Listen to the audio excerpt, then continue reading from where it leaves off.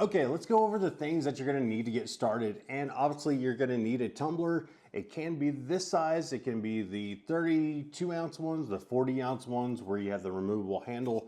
Doesn't matter, just get yourself a coated tumbler. I do suggest getting a pair of calipers versus the cloth measuring tape.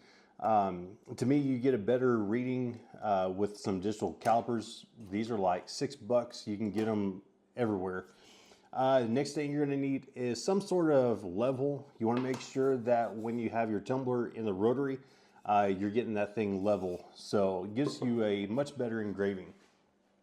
Of course, you want the xTool F1 and then you want the rotary. So the rotary, I do have the accessory package kind of switched out where it has the laser, it has the micro adjustment and all that stuff.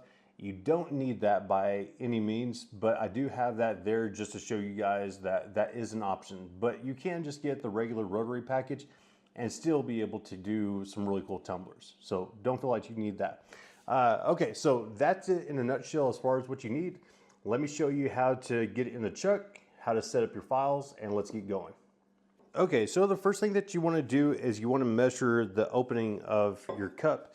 And you can do that a couple different ways. The rotary comes with a flexible measuring tape where you can get a measurement that way.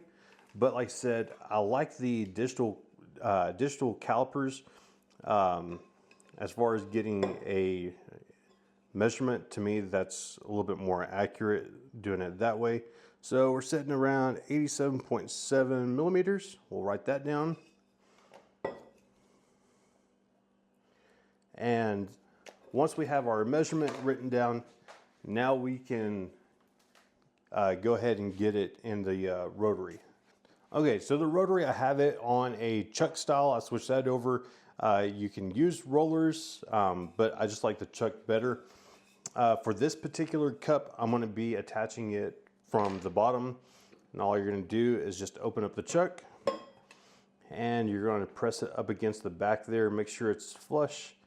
Hand tighten it there, and then it comes with the little tool, and we'll just tighten that down a little bit more just to make sure it's secure.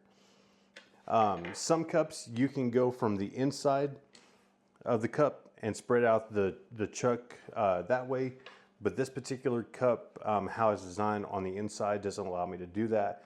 But just know that, you know, depending on your style cup, you can actually attach it either way there. Okay, so the next thing that we want to work on is getting our cup level. So I've got my little bubble level right there.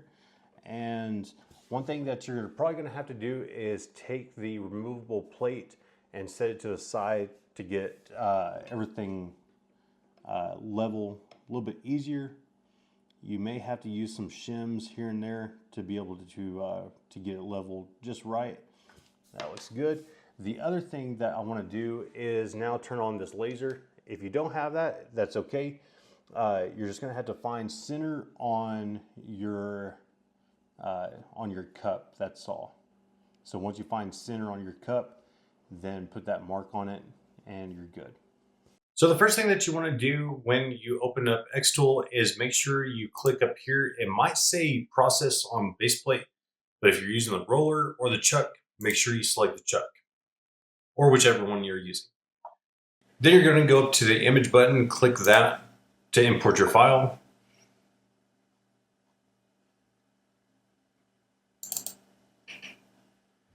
And when this message comes up, depending on your size of file, you may need to scale it to the canvas, but if you know the size that you're wanting it to be, then you can just hit no.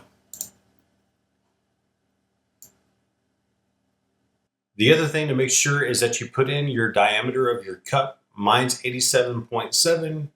Make sure you measure yours and put that in right there. The next thing we're going to go is on the right hand side. We're going to click on our settings.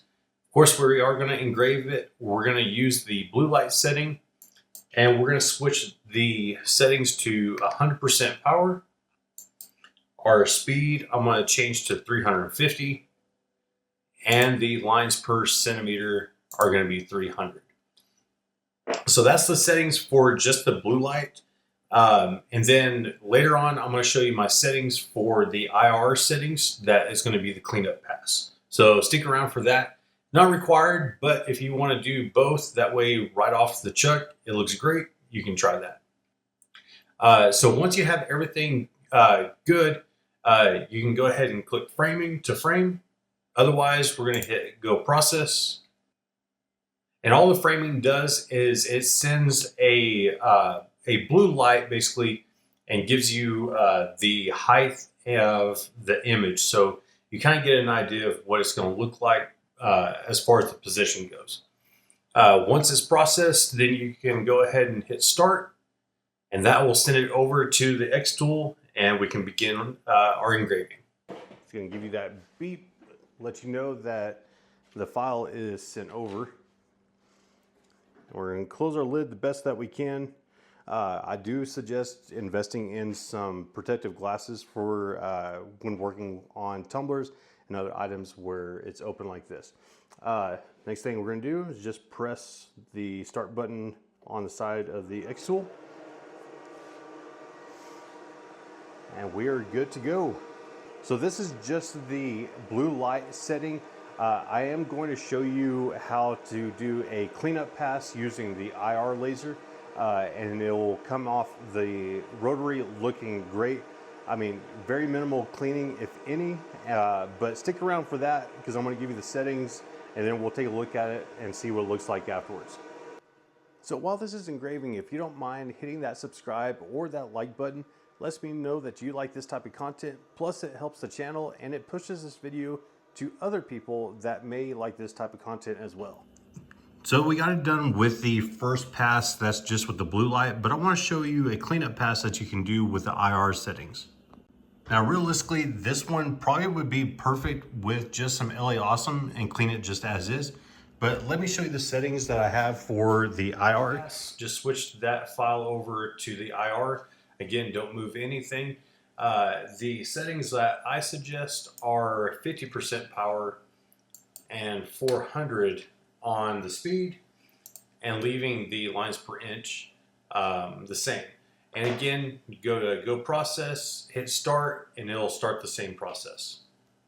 We're going to come back over here, and again, making sure that we didn't move anything, we'll go ahead and hit the start button. So we'll let that run. It's going to do a cleanup pass where you shouldn't have to do any type of cleaning on it. But again, it may not be worth it for you. That initial pass took 15 minutes.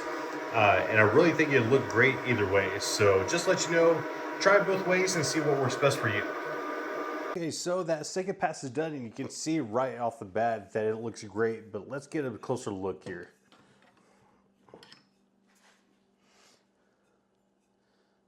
I mean, look at that, the detail, how clean it is. I mean, you don't have to clean or do anything with this.